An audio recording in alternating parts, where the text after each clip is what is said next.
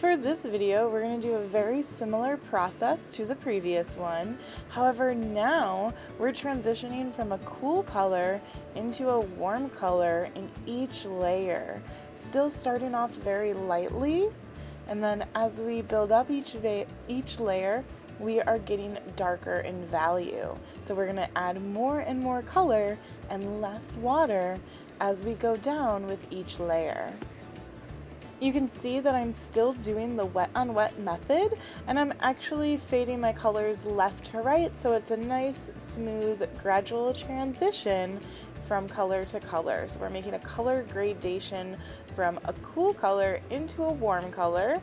For mine, I chose blue into orange on the left and green into red on the right. So you can see I'm applying green left to right, feathering it down so it's a nice soft edge, and then I'm going to take red and I'm going to blend it up into my green. Again, we need to use that wet on wet method so that your colors bleed together nicely. Once your layer is dry, then you can go back in and start adding in a darker value of your cool color. So again, I had blue and orange on the left, so I'm going in with a slightly darker value of blue, again creating that nice jagged line, to vary that line too every time you go down, but I'm fading my blue down, keeping my paper nice and wet. And then I'm going to go in with orange and fade my orange up into my blue. Again, not too much though, just so it creates a nice color gradation from blue into orange. Just kind of letting those colors bleed together, and then fade the orange or whatever warm color you're using, fade it down so it kind of feathers out and it's a nice soft edge. Again, the same process you can see on my right side, just with a different color. So I'm using green, creating my jagged line and feathering it down. Then I go in with my red and I feather it up into my green. I actually add, you could wipe off your brush completely and then go back over so it blends together smoothly. Okay, you want it to be a nice, smooth color gradation. Again, wait for your layers to dry before you go in with your next darker value of your cool color. So I'm getting gradually darker by adding in more of my color. And then I create my jagged line and I feather this blue down. And then I clean my brush and go directly into my warm color, which is orange. And then you can see how I fade it up into the blue and then fade the blue down into the orange so that it blends together nicely and it creates a nice smooth transition.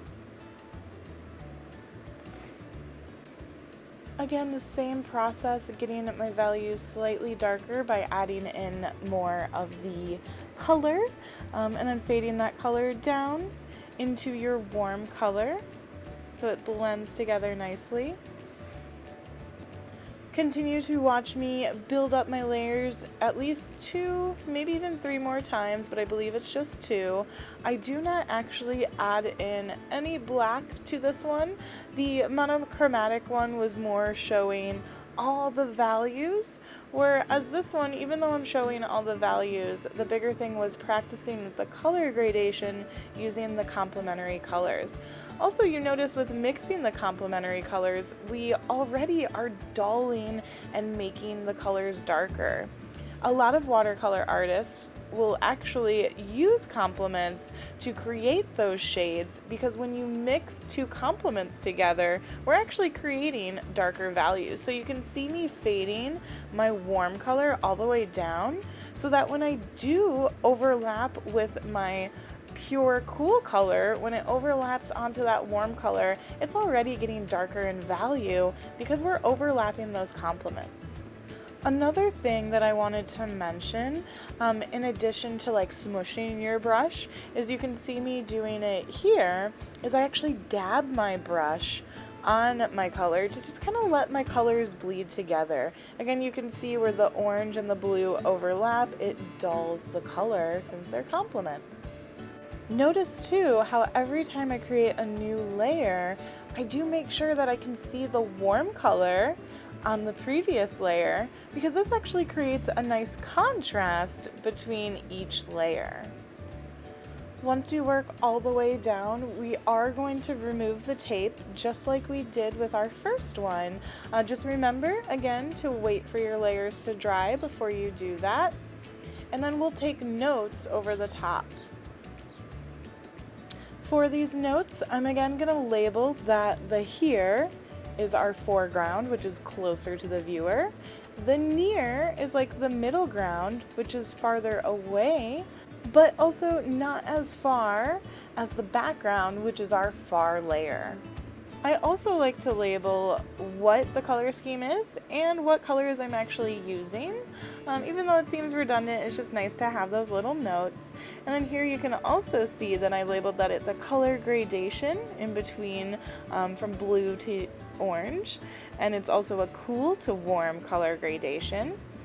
On the right, you can see me labeling live, so I show that there's lighter values in that farther background, middle values in the middle ground, and darker values towards my foreground. And funny enough, I don't know if you can read my note on the right, but I actually accidentally painted this upside down. Whatever, it's actually a happy little mistake. It bothers me a little, but I'm not gonna let it get to me. From here, we're gonna move on and we're gonna learn about painting clouds in skies. So we'll learn about that technique next.